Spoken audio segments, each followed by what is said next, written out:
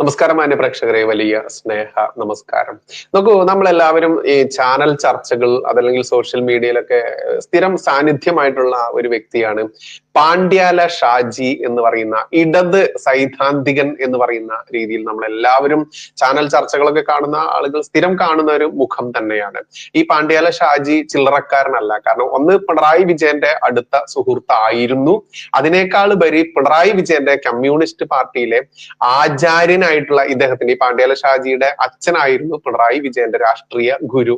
അത്തരത്തിൽ ഈ പിണറായി വിജയന്റെ എല്ലാ അടവും എല്ലാ പയറ്റും ഒക്കെ കൃത്യമായിട്ടും അറിയുന്ന ഒരു വ്യക്തി എന്നുള്ള നിലയ്ക്ക് തന്നെ പാണ്ഡ്യാല ഷാജി ചാനലുകളിലൊക്കെ ഇടപെടുന്നത് കൃത്യമായിട്ട് നമ്മൾ വളരെ തീക്ഷ്ണമായിട്ട് തന്നെയാണ് അദ്ദേഹത്തെ നമ്മളെല്ലാവരും നോക്കി കാണാറ്.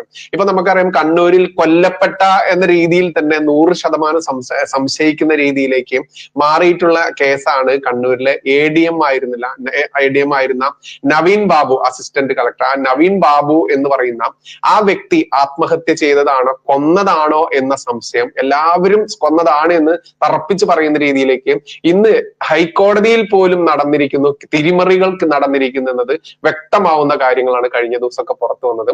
മറ്റൊന്നുമല്ല, ADM നവീൻ ബാബുവിന് വേണ്ടി വാദിക്കാൻ വേണ്ടി കുടുംബം ഏർപ്പാടാക്കിയിരുന്ന ഈ ഒരു വക്കീൽ, ആ വക്കീലിനെ തന്നെ ഈ കമ്മ്യൂണിസ്റ്റ് പാർട്ടി ഹൈജാക്ക് ചെയ്ത് വിലക്കെടുത്തു എന്ന് പൂർണ്ണമായും വിശ്വസിക്കുന്ന രീതിയിലായിരുന്നു അയാൾ ഹൈക്കോടതിയിൽ കുടുംബത്തിന്റെ അറിവില്ലാതെ, കുടുംബത്തിന്റെ ഒരു അനുമതിയും ഇല്ലാതെ അയാൾക്ക് വായിൽ തോന്നിയ കാര്യങ്ങളൊക്കെ ചെയ്തു എന്നുള്ളത് അദ്ദേഹത്തിന്റെ കുടുംബത്തെ ഉദ്ധരിച്ചുകൊണ്ടൊക്കെ വാർത്തകൾ പുറത്തു വന്നിരുന്നു. ഈ വിഷയമായിട്ട് ബന്ധപ്പെട്ട് നമ്മുടെ അഡ്വക്കേറ്റ് KM ഷാജഹാൻ സാറും അതുപോലെ നമ്മുടെ പിണറായി വിജയന്റെ രാഷ്ട്രീയ ഗുരുവായിട്ടുള്ള ആ വ്യക്തിയുടെ മകനായിട്ടുള്ള പാണ്ഡ്യാല ഷാജി സാറും അദ്ദേഹവും തമ്മിൽ സംസാരിക്കുന്ന ഒരു ഓഡിയോ ഇന്ന് ഗംഭീര വൈറലാണ്. ആ ഓഡിയോ അതൊന്ന് കേൾക്കേണ്ടതാണ്. അത് പച്ചയ്ക്ക് നാരിഴകീറി തന്നെ പരിശോധിച്ചുകൊണ്ട് കൃത്യമായിട്ടും ഇത് കൊലപാതകമാണ് എന്ന് സാക്ഷ്യപ്പെടുത്തുന്ന രീതിയിൽ തന്നെ പാണ്ഡ്യാല ഷാജി സാർ പറയുന്നുണ്ട്. അത് കേൾക്കേണ്ടത് തന്നെയാണ്. കേട്ടു നോക്കാം നമുക്കത്. ഗംഭീരമാണ് കേട്ടോ, ഒരു വാക്ക് പോലും വേസ്റ്റ് ആക്കാനില്ല. കേട്ടു നോക്കാം. പാണ്ഡ്യാല ഷാജി, ഈ നവീൻ ബാബുവിന്റെ ഭാര്യയുമായി ബന്ധപ്പെട്ട ഒരു വിഷയം അവർ ഹൈക്കോടതിയിൽ ഇരിക്കുന്നതും അപ്പൊ അവിടെ വാദിച്ച സമയത്ത് അവരെ ചതിച്ചതുമൊക്കെയായി ബന്ധപ്പെട്ട വിഷയം ഇപ്പോൾ വലിയ വിവാദമായിരിക്കുകയാണ്. നവീൻ ബാബുവിന്റെ ഭാര്യ അവർക്ക് വേണ്ടി വക്കാലത്തെടുക്കുന്ന S ശ്രീകുമാറിനെ ഇപ്പൊ വക്കാലത്ത് ഒഴിഞ്ഞ് ഇരിക്കുകയാണ്. അവരുടെ ആവശ്യമല്ല, ക്രൈംബ്രാഞ്ച് അന്വേഷണം എന്ന് ഈ ശ്രീകുമാർ ആവശ്യപ്പെട്ടത് അവരുടെ ആവശ്യമല്ല എന്ന് പറഞ്ഞ് ഒഴിഞ്ഞിരിക്കണം. ഇതൊരു വലിയ വിവാദമായിരിക്കുകയാണ്. അപ്പൊ ഈ പശ്ചാത്തലത്തിൽ അതിനെ നമുക്ക് ഈ പറഞ്ഞതുപോലെ ആകസ്മികമായി ഉണ്ടായതായി കണക്കാക്കാൻ കഴിയുമോ, അതോ ഇതിന്റെ പുറകിൽ ഒരു വലിയ ഗൂഢാലോചന നടക്കുന്നത്? എന്താണ് അങ്ങനെ?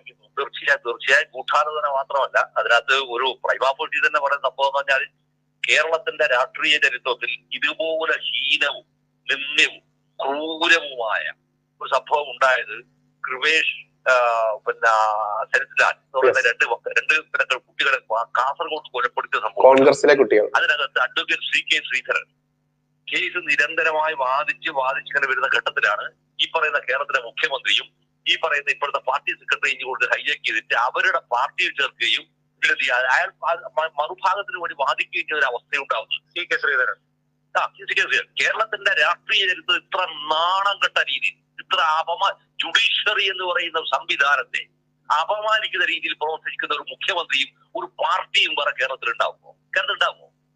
ഈ പറയുന്ന MV ഗോവിന്ദനെ പോലത്തെ ആളുകൾ പറഞ്ഞാൽ ഇയാൾ communist party of India party secretary എന്ന് പറയും ഞെളിഞ്ഞ് നടക്കുന്നതിന്റെ വാദം എന്ന് പറഞ്ഞാൽ ഇയാളുടെ ലജ്ജമുണ്ട്. ഞാൻ ചോദിക്കുന്നത്, ഇപ്പോ ഈ അഭിഭാഷകൻ CBI അന്വേഷണം ഇല്ലെങ്കിലും ക്രൈംബ്രാഞ്ച് അന്വേഷണം മതി എന്ന് പറഞ്ഞത് ഒരു ഗൂഢാലോചനയാണെന്ന് പറയുമ്പോൾ ആ ഗൂഢാലോചനയിൽ ഈ ഗവൺമെന്റിനും ഈ പാർട്ടിക്കുമുള്ള പങ്കിന് എങ്ങനെയാണ് അങ്ങ് അതിനെ കുറിച്ച് പ്രതികരിക്കുക? എന്താണ് നോക്കൂ, ഇതിൽ ഏറ്റവും രസകരമായിട്ടുള്ള കാര്യം എന്താണെന്നറിയാമോ? ഈ കുടുംബത്തിന്റെ വക്കീലായിട്ടുള്ള ഈ ചെങ്ങാതിയെ കൃത്യമായിട്ടും കുടുംബം ഏൽപ്പിച്ചത് എന്ത് പറയാനാണെന്ന് അറിയാമോ? ക്രൈം ബ്രാഞ്ച്, അതായത് കേരളത്തിലെ ഒരു പോലീസ് സംവിധാനത്തെയും ഞങ്ങൾക്ക് വിശ്വാസമില്ല എന്ന് കൃത്യമായിട്ടും ഈ നവീൻ ബാബുവിന്റെ കുടുംബം പൂർണ്ണമായിട്ട് കമ്മ്യൂണിസ്റ്റ് കുടുംബമാണെന്ന് നമ്മൾക്കറിയാം. എന്നിട്ടും അവർ പച്ചയ്ക്ക് പറഞ്ഞു, ഞങ്ങൾക്ക് ഈ പിണറായി വിജയൻ ആഭ്യന്തരം ഭരിക്കുന്ന ഈ പിണറായി വിജയൻ, സഖാവ് പിണറായി വിജയന്റെ കീഴിലുള്ള ഈ പോലീസ് സംവിധാനത്തെ വിശ്വാസമില്ല. ഞങ്ങൾക്ക് കേന്ദ്ര സർക്കാർ CBI, ഇവിടെ central bureau of investigation, CBI മാത്രമേ ഈ കേസ് അന്വേഷിച്ചാൽ തെളിയുകയുള്ളൂ എന്ന് പച്ചയ്ക്ക് പറയാൻ വേണ്ടി ഈ വക്കീലിനെ ഏർപ്പാടാക്കി. പക്ഷെ വക്കീൽ പറഞ്ഞു എന്തെന്നറിയാമോ? CBI ഇല്ലെന്ന് ഞങ്ങൾക്ക് കുഴപ്പമൊന്നുമില്ല, ഞങ്ങൾക്ക് ക്രൈംബ്രാഞ്ച് ആയാലും മതി എന്ന് ഇയാൾ സ്വയം ഇയാളുടെ ഇഷ്ടപ്രകാരം പറയുന്നു. ഒരിക്കലും കുടുംബത്തിനോ അല്ലെങ്കിൽ മറ്റൊരു വ്യക്തിക്കും കോടതിയിൽ ഇടപെട്ടുകൊണ്ട് സംസാരിക്കാൻ പറ്റില്ല എന്നിരിക്കെ വക്കീലിന്റെ ആ പരാമർശം കേട്ടതോടുകൂടി തന്നെ കോടതി ഇത് രണ്ടും നിരാകരിക്കുന്ന രീതിയിലേക്ക് പോകുന്നു. മാത്രമല്ല കൃത്യമായിട്ടും ഈ വക്കീലിനെ ശാസിക്കുന്ന രീതിയിലേക്ക്, കുടുംബത്തെ ശാസിക്കുന്നതിന് തുല്യമായിട്ട് കോടതിക്ക് പ്രതികരിക്കേണ്ടി വന്നു എന്നുള്ളതൊക്കെ എത്രയോ കേസുകൾ കണ്ടിട്ടുള്ള മലയാളി അത് ഞെട്ടലോടെ തന്നെയാണ് കണ്ടത്. പക്ഷേ അടിമ മനോഭാവമുള്ള ഈ അന്തംഗമ്മികൾ ഭരിക്കുന്ന ഈ നാട്ടിലെ രാഷ്ട്രീയ തിമിരം മൂത്ത, രാഷ്ട്രീയ വർഗീയത മൂത്ത ഭ്രാന്തന്മാരായിട്ടുള്ള, എന്നാൽ ഞമ്മൻ വലിയ പ്രബുദ്ധനാണ് എന്ന് സ്വയം പറഞ്ഞു നടക്കുന്ന ഈ മണ്ടൻ മലയാളിക്ക് ഇതിനുള്ളിലുള്ള കളി മനസ്സിലായി കഴിഞ്ഞാലും അത് കണ്ണടച്ചുകൊണ്ട് ഞാനൊരു കമ്മ്യൂണിസ്റ്റുകാരനാണ്, അപ്പോ ഞങ്ങൾ ഇതൊക്കെ കളിക്കുമെന്ന അഭിമാനത്തോടു കൂടി പറഞ്ഞു നടക്കുന്ന ഈ ഡാഷ് മക്കൾ മനസ്സിലാക്കുന്നില്ല, നാളെ ഇതേ സഖാവ് ADM ആയിരുന്ന നവീൻ ബാബുവിന്റെ കുടുംബത്തിന് സംഭവിച്ചത് തന്നെ ഓരോ സഖാക്കന്മാർക്കും സംഭവിക്കുമെന്നുള്ളത് മറന്നുകൊണ്ടല്ല, കണ്ണടച്ച് പൂച്ച പാല് കുടിക്കുന്ന പോലെ കുടിക്കുകയാണ്. ബാക്കിയുടെ കേട്ട് നോക്കാം നമുക്ക്. അത് പറയുന്ന വിഷയം എന്ന് പറഞ്ഞാൽ ഒരിക്കൽ പോലും ഇദ്ദേഹത്തിന്റെ ഭാര്യ ഈ മഞ്ജു നവീൻ ബാബുവിന്റെ ഭാര്യ മഞ്ജു അവരങ്ങനെ ആവശ്യപ്പെട്ടിട്ടില്ല. ആവശ്യപ്പെടാതെ ഒരു സംഭവം ഇങ്ങനെ പറയുന്നു എന്ന് പറയുമ്പോഴാണ് ഇതിന് മുൻപിൽ വന്നിരിക്കുന്ന വിവരം ആരൊക്കെ ചെയ്യുന്നു, എടുക്കുന്ന വക്കീലിന്റെ അവിടെ ഈ സാധനം നടന്നില്ല. അപ്പൊ ഇവിടെ എന്ത് വരുന്നു, ഈ പത്തനംതിട്ട ജില്ലയിൽ ഈ പറയുന്ന സംഭവത്തിനകത്ത് ഇവരുടെ കുടുംബവുമായി ബന്ധപ്പെട്ടതിനകത്ത് എന്തോ തരത്തിലുണ്ടായിരിക്കുന്ന ഒരു മിസ്റ്റേക്ക് ആരും ഉണ്ടാക്കി വെച്ചു എന്നുള്ളതാണ്. ആ ഉണ്ടാക്കി വെച്ചതിനകത്താണ് വാസ്തവത്തിൽ സത്യം എന്താ പറഞ്ഞാൽ ഈ നവീൻ ബാബുവിന്റെ ഭാര്യ മഞ്ജുഷ ഹസന് ഇന്നലെ എന്താ പറഞ്ഞാൽ ഹൃദയം പൊട്ടി വരിക്കേണ്ടതാണ് അവർ ശരിക്കും. അങ്ങനെ പറയാൻ പാടില്ല, ഞാൻ പറയാം ഹൃദയം പൊട്ടി വരിക്കേണ്ടതാണ്, അല്ലെങ്കിൽ ബ്രെയിൻ സ്ട്രോക്ക് വരേണ്ടതാണ് അവർക്ക്. ഒരിക്കൽ പോലും ആഗ്രഹിക്കാതിരിക്കുന്ന ഒരാളെ താൻ വിശ്വസിച്ചിരിക്കുന്ന ഒരു വക്കീലിനെ നിങ്ങൾ ഹൈജാക്ക് ചെയ്യുക, എന്ത് ചെയ്യുക, അത് ക്രൈംബ്രാഞ്ച് ഏൽപ്പിക്കുക എന്ന് പറഞ്ഞാൽ സഖാവ് തന്നെ ഒരു വീഡിയോയിനകത്ത് ചെയ്തിട്ടുണ്ടത്. അത് ചെയ്തു എന്ന് പറഞ്ഞാൽ ഈ മുഖ്യമന്ത്രി എന്ന് പറഞ്ഞാൽ ഈ പെരുങ്കടനെ ഏൽപ്പിക്കുന്ന സംഭവമല്ലേ അത്. അപ്പൊ അങ്ങനെ ചെയ്യുന്ന ഒരു ചിത്രം ഉണ്ടാകുക എന്ന് പറഞ്ഞാൽ പാർട്ടിയും ഗവൺമെന്റും ഏറ്റെടുത്തു. അതോടൊപ്പം തന്നെ പത്തനംതിട്ടയിലെ പാർട്ടിക്കകത്തെ ഒരു വിഭാഗവും ഇതിനകത്ത് ഇടപെട്ടു എന്നാണ് ഇതിനർത്ഥം. അത് ചെയ്യുക എന്ന് പറഞ്ഞാൽ അർത്ഥം എന്താ പറഞ്ഞാൽ നിയമ നീതിന്യായ വ്യവസ്ഥകൾ മുഴുവൻ തന്നെ എന്തായി തീരുക, ഒന്നും എല്ലാമായി തീരുക എന്നുള്ളതാണ്. ഇതിന്റെ ഏറ്റവും ക്രൂരമായ മറ്റൊരു മുഖം വരുന്ന വഴിയാണ് ഈ പറയുന്ന കോടതി യുദ്ധത്തിന്റെ സെക്കൻഡ് ഫേസിലാണ് സാധനം വരുന്നത്. ഫസ്റ്റ് ഫേസിനകത്ത് സംഗതി പെസകായി, സെക്കൻഡ് ഫേസിനകത്തേക്ക് സാധനം കയറുകയാണ്. സെക്കൻഡ് ഫേസിലേക്ക് കയറുമ്പോഴാണ് ഈ പറയുന്ന അഡ്വക്കേറ്റ് ശ്രീകുമാർ അദ്ദേഹം എന്ത് ചെയ്യാന്ന്, ഈ പറയുന്ന അദ്ദേഹം ഒന്നും വിളിക്കാൻ പാടില്ല, അയാളുടെ വാതിൽ നല്ല വക്കീലിന്റെ പണിയെടുക്കാൻ പാടുള്ള ഒരാളാണ് അയാൾ. ഈ CK ശ്രീധരൻ എന്ന് പറഞ്ഞ വക്കീൽ, ഇതേപോലത്തെ വക്കീലുമാരെല്ലാം തന്നെ കോടതിക്കകത്ത് വളരെ കൃത്യമായിരിക്കുന്ന വലിയ നിയമ സംവിധാനം ഉണ്ടല്ലേ, അവര് വാസ്തവത്തിൽ ഇത്തരത്തിലുള്ള കക്ഷികളെ കോടതിയിൽ കേസ് വാദിക്കാൻ അനുവദിക്കാതെ ഉണ്ടാക്കുന്ന നിയമനിർമ്മാണങ്ങൾ ശുപാർശ ചെയ്തിട്ടാണ് ഇവർക്ക് ശരിക്കും. കാരണം എന്ത് വിശ്വസിച്ചിട്ടാണ് നിങ്ങളുടെ പേരിൽ നിങ്ങളുടെ കേസ് നിങ്ങൾ തരിക? ഈ കോടതിക്കകത്ത് വരുന്ന വക്കീലന്മാരെ മുഴുവൻ തന്നെ വിശ്വാസയോഗ്യമല്ലാത്ത ആളുകളെ ആക്കി പറ്റിക്കുന്ന ഒരവസ്ഥയിലേക്ക് ഇതിനെ മാറ്റുന്നത് പറയുമ്പോഴാണ് നമ്മൾ ഈ ഗ്ലോബലൈസേഷൻ കാലഘട്ടത്തിൽ വന്നിരിക്കുന്ന പ്രധാനപ്പെട്ടിരിക്കുന്ന സംഭവം എന്ന് പറഞ്ഞാൽ അതിലൊന്ന് ട്രേഡ് യൂണിയൻ നിർവീര്യവൽക്കരിക്കുക എന്നുള്ളതാണ്, രണ്ടാമത് ഐഡിയോളജിയെ നിർവീര്യവൽക്കരിക്കുക എന്നതാണ്, അതിനേക്കാൾ എല്ലാ പ്രധാനം തന്നെ കോടതികളെ നിർവീര്യവൽക്കരിക്കുക എന്നുള്ളതാണ്. ഈ സംവിധാനത്തേക്ക് കൊണ്ടുവരുന്ന ഇതിനെ നടത്തിപ്പുകാരായി മാറുന്നതാണോ ഒരു കമ്മ്യൂണിസ്റ്റ് പാർട്ടിയുടെ പേരിൽ കമ്മ്യൂണിസ്റ്റ് പാർട്ടിയുടെ പേരിൽ ഭരിക്കുന്ന ഒരു ഗവൺമെന്റ് ആണോ? ഇതിങ്ങനെയാണെങ്കിൽ സോവിയറ്റ് യൂണിയൻ വേണ്ട ആവശ്യമില്ല. ഇന്ത്യയിൽ റവല്യൂഷൻ നടക്കേണ്ട കാര്യമില്ല. ഈ പറയുന്ന ഈ പറയുന്ന വിജയനും ഇതുമായി ബന്ധപ്പെട്ടിരിക്കുന്ന ആളുകൾ ശരിപ്പെടുത്താൻ ഇതിന്റെ ആവശ്യമില്ല. ഇതുപോലെ സംവിധാനത്തിനകത്ത് നിന്നുകൊണ്ട് ഇവർക്ക് എന്ത് ചെയ്യാം, ഇതെല്ലാം വളരെ ഭംഗിയായി നിർവഹിക്കാനാവുമെന്ന് തെളിയിക്കുന്ന ഒരു സംവിധാനമാണ് വാസ്തവത്തിൽ ഈ കേരളത്തിൽ വന്നത്. എന്തായിരിക്കും ഈ പാർട്ടിയും സർക്കാരും ഇതിനകത്ത് എന്തായിരിക്കും അവർ കൃത്യമായി ചെയ്തിട്ടുണ്ടാവും? അതിനകത്ത് ഒരു പ്രധാനപ്പെട്ട സംഭവം എന്താണെന്ന് പറഞ്ഞാൽ ഈ നവീൻ ബാബുവിനെ കൃത്യമായത് കൊലപ്പെടുത്തിയതാണ് എന്ന് നിരീക്ഷിക്കാവുന്ന ഒരുപാട് സംഭവങ്ങൾ രൂപപ്പെട്ടു വന്നിട്ടുണ്ട്. ശരിക്കും കൊലപ്പെടുത്തിയതായിരിക്കാം എന്ന് പറയാവുന്ന അനുമാനങ്ങൾ, അത് കുറെ കൂടി വസ്തുതകളുമാണ് ശരിക്കും. കാരണം അതിനകത്ത് ഒരു സംഭവത്തിന്റെ കൂടെ കൃത്യമായി ഇതില്ല, പോസ്റ്റ്മോർട്ടം റിപ്പോർട്ട് പോലും വരുന്നില്ല.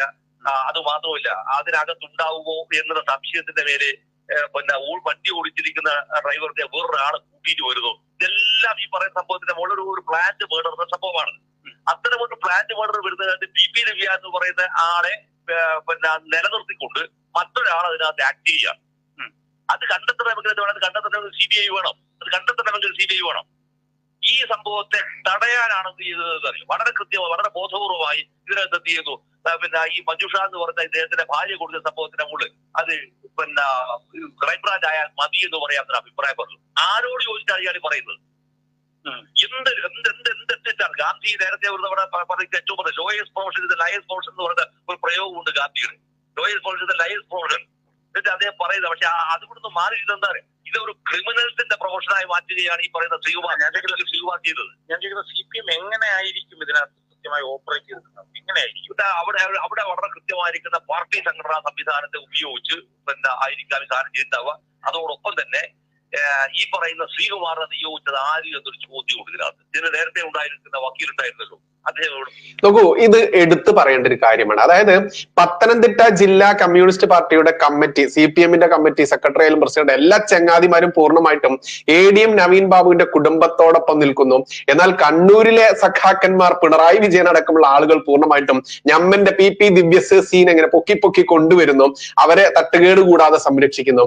അവസാനം ഞങ്ങൾ ഇതാ പത്തനംതിട്ടക്കാർ ഒന്നിച്ച് നവീൻ ബാബുവിന്റെ കുടുംബത്തോടൊപ്പം, സഖാവ് നവീൻ ബാബുവിന്റെ കുടുംബത്തോടൊപ്പം എന്ന് പച്ചയ്ക്ക് പറഞ്ഞുകൊണ്ട് ഇടയിലൊരു ക്ലാഷ് ഉള്ള രീതിയിൽ പാവപ്പെട്ട ജനങ്ങളുടെ കണ്ണിൽ പൊടിയിടുന്നു. എന്നിട്ടോ അപ്പോൾ ഈ പാവം പിടിച്ച നവീൻ ബാബുവിന്റെ കുടുംബത്തിന്റെ ഭാര്യയുള്ള മഞ്ജുഷ അടക്കമുള്ള ആ സഹോദരി അടക്കം അത് വിശ്വസിച്ചുകൊണ്ട് ഈ പാർട്ടിയുടെ ആ ഒരു നയത്തിനനുസരിച്ചുകൊണ്ട് ഈ പത്തനംതിട്ട ജില്ലാ കമ്മിറ്റിക്ക് ഒപ്പം നിൽക്കുന്നു. അത് തന്നെയായിരുന്നു ഇവർ നടത്തിയ ഏറ്റവും വലിയ ചതി ഈ നവീൻ ബാബുവിന്റെ കുടുംബത്തിൽ. ഈ നവീൻ ബാബുവിന്റെ കേസ് ഒരിക്കലും തെളിഞ്ഞു വരാതിരിക്കാൻ വേണ്ടി എന്നുള്ളത്. കാരണം ഇപ്പൊ പാണ്ഡ്യാല ഷാജി സാർ പറയുന്നുണ്ട്, ഈ വക്കീലിനെ, ഈ പറയുന്ന ശ്രീകുമാറിനെ ആര് കൊണ്ടുവന്നു എന്നുള്ളത്.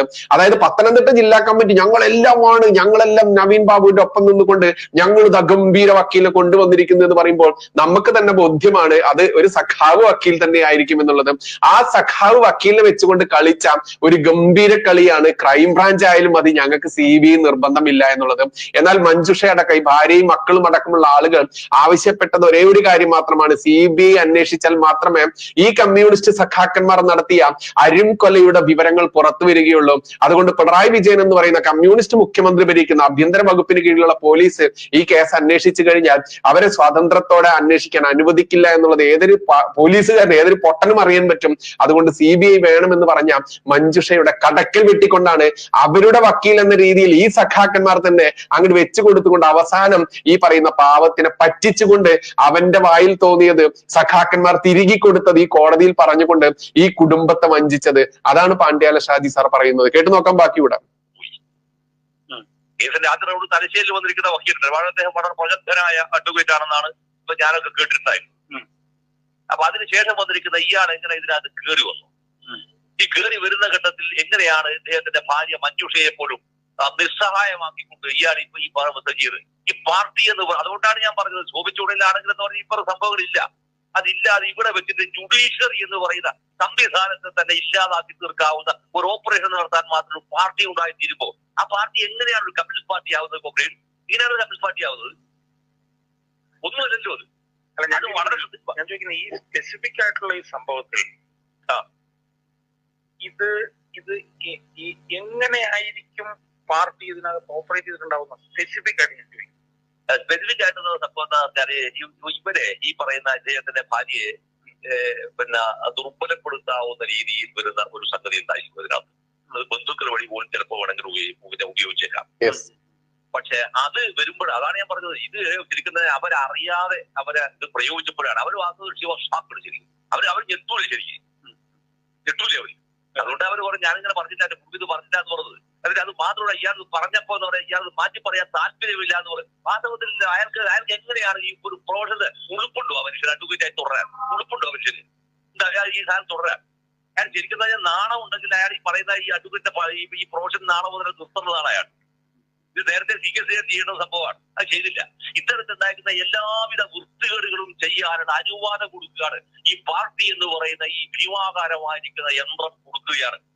എന്നിട്ട് ഈ പറയുന്ന മനുഷ്യൻ കേരളത്തിലെ മുഖ്യമന്ത്രി ആയിരിക്കുന്ന ഒരാൾ, 6 വർഷനായിരിക്കുന്ന മറ്റൊരു കേരളത്തിന്റെ CPM-ന്റെ പാർട്ടി സെക്രട്ടറി, അതിന്റെ മറ്റ് സംഘടനാ സംവിധാനങ്ങൾ, വാസ്തവ മനുഷ്യരുടെ കരച്ചിൽ കാണേണ്ടി വരും. ഈ കരച്ചിലിനേക്കാൾ എല്ലാം പ്രധാന ജുഡീഷ്യറി പോലും ഇങ്ങനെ എന്താ പറയാ നിശ്ചേതനമായി പോകാവുന്ന അവസ്ഥ വന്നു എന്ന് പറയാം. പിന്നെ ഇവിടെയാണ് മനുഷ്യന്റെ ഭാവി ഉണ്ടാവുക. ജീവിതത്തിൽ അയാൾക്ക് എന്താണ് പ്രതീക്ഷ? കാലാവസ്ഥാ വ്യതിയാനം പോലെ സംഭവം വന്നു പ്രതീക്ഷിക്കാൻ ഒരു സാധനമില്ല, അതിന് മുടിയുകയാണ്. പക്ഷെ മരിച്ചു ജീവിക്കുന്ന മനുഷ്യരെങ്കിലും ജീവിക്കാൻ ആവശ്യമായിരിക്കുന്ന പ്രതീക്ഷയുടെ ഒരു വെളിച്ചം, ഒരു വെളിച്ചം, ദൂരെ കാണുന്ന ഒരു വെളിച്ചം കാണാനുള്ള സാധ്യത കോടതിയായി തീരുമ്പോൾ ആ കോടതിയെ പോലും അത് ഇല്ലാതാക്കി കളയുന്നത് പറയുമ്പോൾ ഇവരെയൊക്കെ വീട്ടിൽ കയറി വാസലത്തിൽ ചെയ്യണമെന്ന് പറഞ്ഞാൽ വെടിവെച്ച് കൊല്ലണം ഇവരൊക്കെ ശരിക്കും. വെടിവെച്ച് കൊല്ലണം ഇവരല്ലോ. അത് നാളെ കുറ്റമാകുമോ എന്ന് എനിക്ക് അറിയില്ല. പക്ഷേ ഞാൻ പറയാം, വെടിവെച്ച് കൊല്ലണം. ഇത് എത്രമാത്രം ജനാധിപത്യ വിരുദ്ധമായാണ് ഇവർ ഈ വിഷയത്തിനകത്തേക്ക് ഇവർ ഇടപെടുന്നില്ല. എന്നിട്ട് പോലും ഇവരെന്താണ് ഈ ഭൂസംഭവത്തിനകത്ത് ഏറ്റവും ഗംഭീരന്മാരായി നിൽക്കുകയാണ്. ഇവര് വാങ്ങുന്നത് വക്കീലിന്റെ ഫീസ് വാങ്ങുന്നത് ഗംഭീരമായിട്ട് ഫീസ് വാങ്ങും. അത്ര ഒരു അവസ്ഥകൾ ചെയ്യുക എന്ന് പറയാൻ അത് എത്രമാത്രം ക്രൂരമാണ്. എന്തേ അവരുടെ സങ്കടത്തെ ഇവർക്ക് മനസ്സിലാവാതെ പോകുന്നത്. അത് മാത്രമോ ഷാജഹാൻ സാബ് തന്നെ ചെയ്ത ഒരു സംഭവത്തില് ഇതിൽ ഏറ്റവും കൂടുതൽ പഴി കേൾക്കാൻ മാത്രം കൂടാതെ അവസ്ഥയിലേക്ക് നവീൻ ബാബുവിന്റെ ഭാര്യയെ മാറ്റി തീർത്ത് അപമാനിക്കുകയാണ് ചെയ്തതെന്നില്ല. ഇതിൽ CPI എന്ന് പറഞ്ഞൊരു പാർട്ടിയുടെ റോൾ എന്താണ് ശരിക്കും? എന്താണ് റോൾ? അവർ വാസ്തവത്തിൽ പറഞ്ഞ പ്രൊട്ടക്ടർ ആവണ്ടേ? അവർ ഈ പാർട്ടിയുടെ പറയുന്ന മഞ്ജുഷയുടെ പ്രൊട്ടക്ടർ ആവണ്ടേ? അവരും ഇല്ല. ആളുകൾ കൈവിട്ടു പോകുമ്പോ സുപ്രാ സുരേഷ് മലർന്നടിച്ചു വിടുകയാണ് ചെയ്ത്. കേരളത്തിനകത്ത് ഏറ്റവും വിസ്ഫോടനാത്മകമായ ഇത്തരം സംഭവം പറഞ്ഞിട്ട് പോലും അവരെ തുണക്കാൻ ഈ പറയുന്ന പോലെ പിന്നെ അത്യാവശ്യം കുറച്ച് ആൾക്കാർ അതിനകത്ത് ഏറ്റവും ഗംഭീരമായ സംഭവം ചെയ്തു. ഇവർ പറയുന്ന അഡ്വക്കേറ്റ് കോൺഗ്രസ് ഷാജഹാനാണ്. അത് ഏറ്റവും കൂടുതൽ ഗംഭീരമായിട്ട് സംഭവിച്ചത്. എന്നിട്ട് പോലും കേരളത്തിൽ ഒരു വസ്തു ഉണ്ടായില്ലോ. ഇവരെല്ലാം തന്നെ വളരെ മാന്യന്മാരായി കേരളീയ പുസ്തകത്തോട് നടക്കുകയും അവർ അപമാനിതയായി കർട്ടൻ ബിഹൈൻഡ് ദ കർട്ടനിലേക്ക് അവർ പോട്ടി വരികയും ചെയ്തു. അല്ല, ഞാൻ ചോദിക്കുന്നത് ഇവരെ പിന്തുണ കൊടുക്കേണ്ട ഇവിടുത്തെ പ്രതിപക്ഷമല്ലേ? പ്രതിപക്ഷം തീർച്ചയായും കൊടുക്കേണ്ട. പ്രതിപക്ഷം പിന്തുണ കൊടുക്കുന്നില്ല. പ്രതിപക്ഷമാണ് അതിന്റെ മേലെ ഒരു വലിയ എഡ്യൂക്കേഷന്റെ സമൂഹത്തിൽ ഇതിന്റെ മേലെ ഉണ്ടാക്കേണ്ടതാണ്. ശരി, ഉണ്ടാക്കേണ്ടതാണ്. ഇതുവരെ അവരൊന്നും ചെയ്തിട്ടില്ല. ഇല്ല, അവർ ചെയ്യൂല. കാരണം ഇതെന്താണ്, ഇവിടെ ഭരണപക്ഷവും ഇല്ല, പ്രതിപക്ഷവും ഇല്ല. ഇതെല്ലാം കോംപ്രമൈസിങ് സംഭവമായിട്ട് മാറില്ലേ? എല്ലാം കോംപ്രമൈസിങ് അല്ലേ? നോക്കൂ, ഏതൊരു സാധാരണക്കാരനും ചിന്തിച്ചു പോകുന്ന ഒരു കാര്യമാണ് ഇപ്പൊ പാണ്ഡ്യാല ഷാജി സാർ പറഞ്ഞത്. ഇവിടെ BJP ആയാലും കോൺഗ്രസ് ആയാലും പ്രതിപക്ഷത്തിരിക്കുന്നത് കോൺഗ്രസിനെ നമുക്ക് ഒഴിച്ചു വെക്കാം. കാരണം ആണും പെണ്ണും കെട്ട ശിഖണ്ഡി എന്ന് പറയുന്നതിന് ഇന്നിപ്പോൾ നമുക്കറിയാം ട്രാൻസ്ജെൻഡേഴ്സ് ഇഷ്ടം പോലെ അവർക്ക് അവരുടേതായുള്ള ഒരു ഐഡന്റിറ്റി ഉണ്ട്. ഇന്നിപ്പോൾ ശിഖണ്ഡി എന്ന് പറയാനും പറ്റില്ല. അതുകൊണ്ട് ആണും പെണ്ണും കെട്ട എന്ന് പറയാനും പറ്റില്ല. ഏത് രീതിയിൽ എനിക്കറിയില്ല ഇവരെ സൂചിപ്പിക്കേണ്ടത്. ആ രീതിയിൽ നമുക്ക് കോൺഗ്രസിനെ മാറ്റിവെക്കാം.